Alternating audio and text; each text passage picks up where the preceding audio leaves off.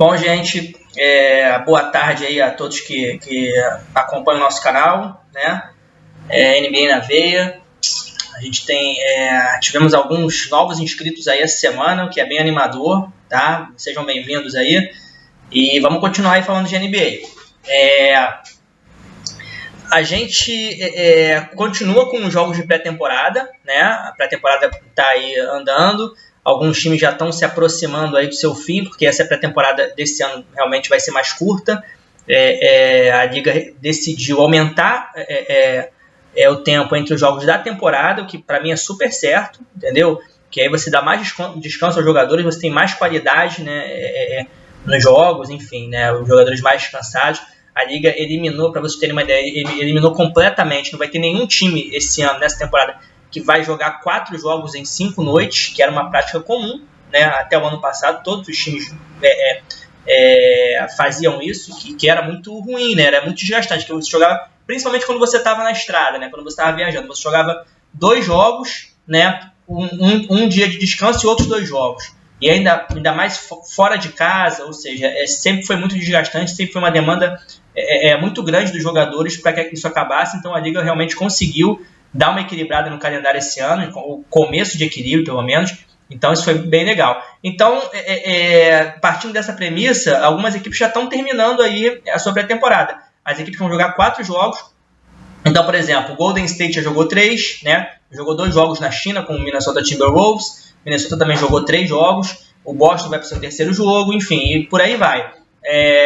Brooklyn Nets ganhou mais uma ontem. Tudo bem que você deve estar pensando, o Bruno está falando muito do Brooklyn Nets e tal. Não estou dizendo que o Brooklyn Nets obviamente vai ser campeão, nem que vai classificar para os playoffs, é bem difícil. Mas é só dentro daquela premissa de que tem muitas equipes, né, ali na Conferência Leste que vão brigar lá embaixo. Então, quase certo sobrar a vaguinha ali de 7º, de 8º, classificado nos playoffs, para uma dessas equipes aí, que estão sendo descartadas. E o Brooklyn começou muito bem, pelo menos a pré-temporada. Tudo bem que pegou também, né, que os jogos estão sendo meio que casados, né, são jogos com adversários ali já enfim, que você faz uma dobradinha, jogo em casa, jogo fora, né, e normalmente jogos próximos, né.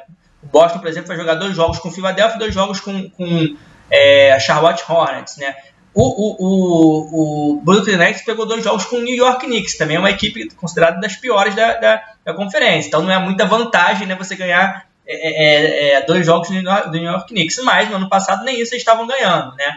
Então de se louvar, sim, pelo menos nesse início de temporada está mostrando que quer deixar de ser o patinho feio da liga, o Brooklyn Nets. O Lakers ontem ganhou a sua primeira em cima do Sacramento Kings, que também é outra equipe. Aliás, são as 2 equipes, junto com o Phoenix Suns, na verdade, na Conferência Oeste, que são as que devem brigar pelos últimos lugares.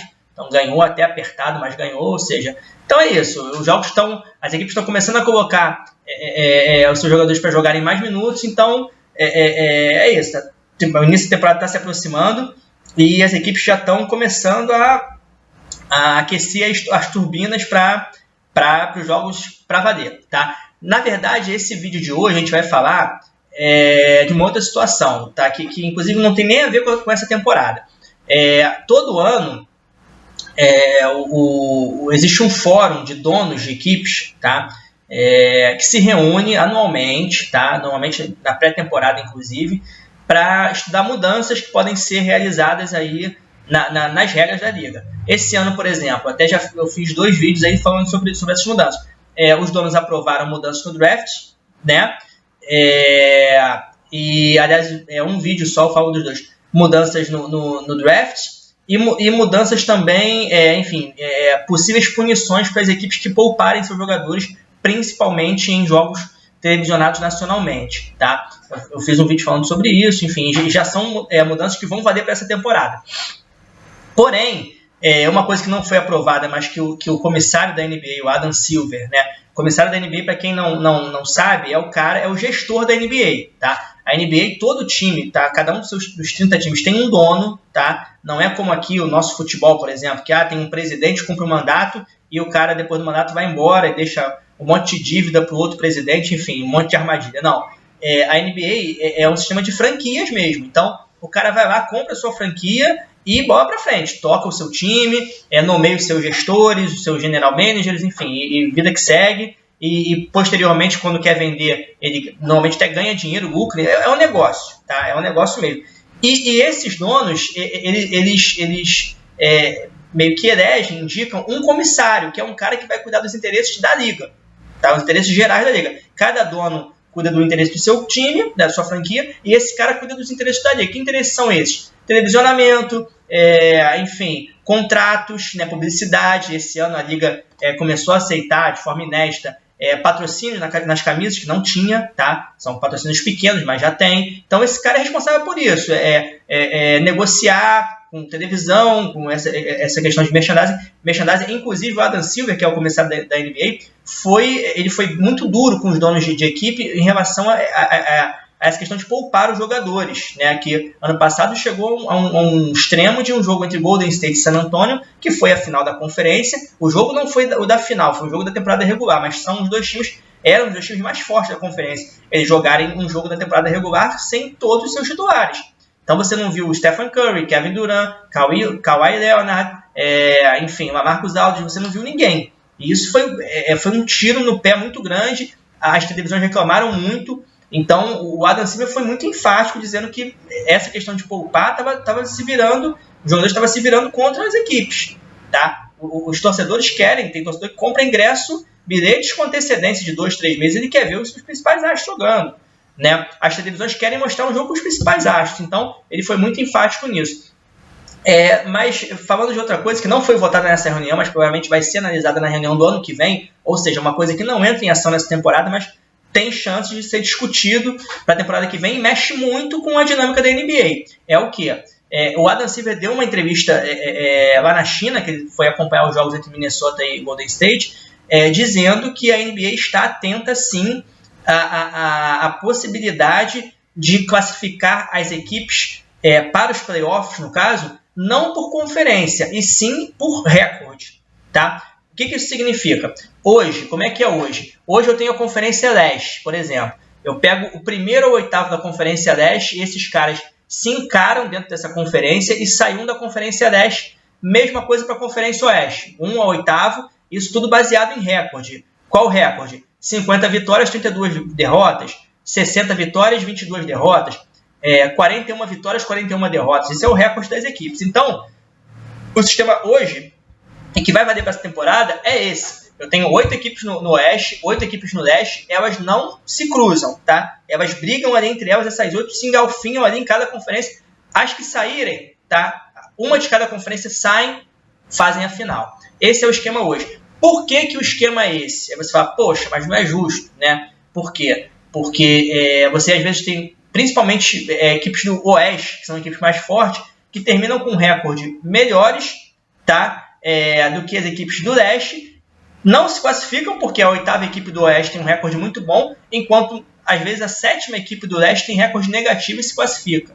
Então as pessoas perguntam, poxa, isso não é justo. Ok, por que foi instituído esse sistema? Porque é um sistema antigo e foi feito pensando nas viagens, tá? No desgaste das viagens, enfim, de você, porque os Estados Unidos é um país, assim como o Brasil, continental, né? Então de você ficar fazendo viagem de um extremo ao outro do país, né? E enfim, né? E vai e volta, né? Então antigamente você não tinha essa logística de voos. Hoje todas as equipes praticamente têm seus jatos particulares.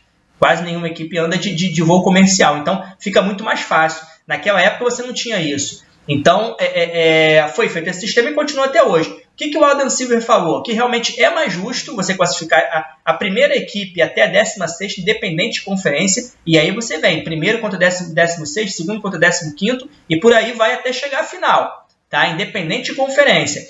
Mas que ele não consegue implantar isso hoje, porque devido a esse sistema e devido também a essa logística de viagens, o calendário da NBA ele não é equilibrado, tá? O que isso significa? Significa que os times do Leste jogam mais com os times do Leste e os times do Oeste jogam mais com os times do Oeste.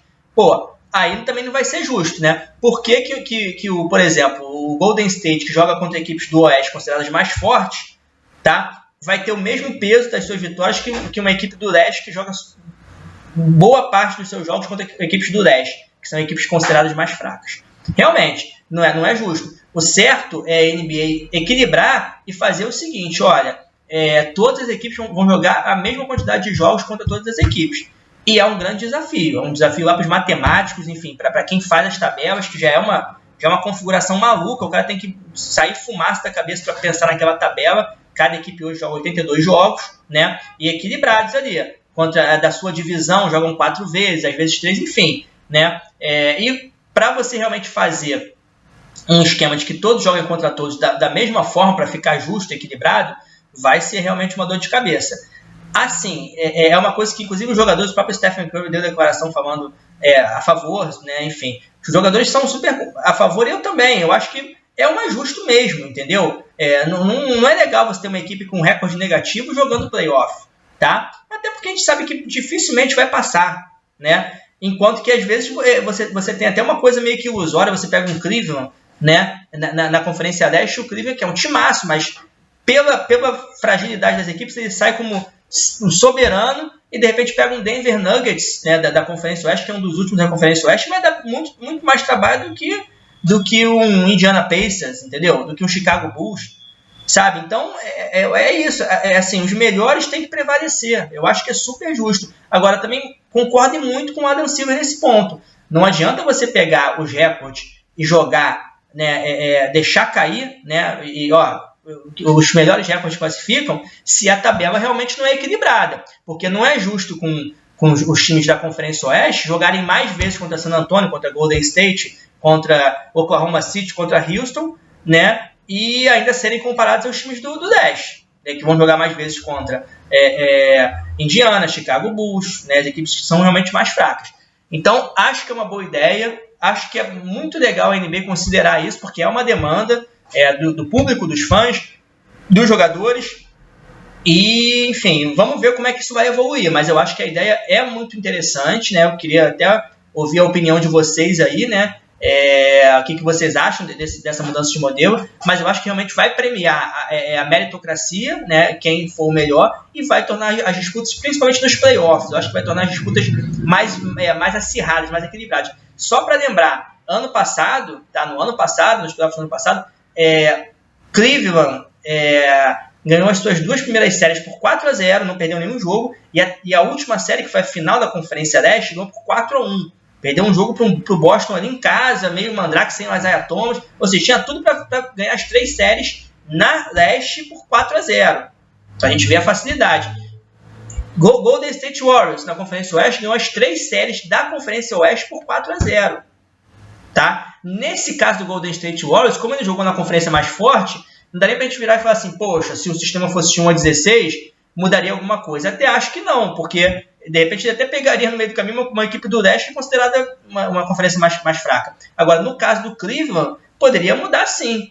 Entendeu? Ele pegaria equipes mais fortes e a história não seria 4-0 assim fácil, não. Então, e assim, a torcida, claro, o melhor tem que ganhar, mas a torcida quer ver séries disputadas, quer ver 7º jogo, né? Quer ver os melhores times em quadra. A grande questão é essa. Então, boa sorte aí pro Adam Silver, porque ele vai ter que realmente quebrar a cabeça para fazer uma tabela equilibrada. E eu, sinceramente, espero e aguardo que na próxima temporada nós já tenhamos esse sistema, que é um sistema realmente muito mais justo em relação à qualificação das equipes. Ok? Um grande abraço para todos vocês que acompanham o canal aí. Sejam bem-vindos os novos inscritos. E aguardo a participação de vocês aí em relação a essas possíveis mudanças que podem afetar a estrutura da liga. Ok? Um grande abraço e boa tarde para todos.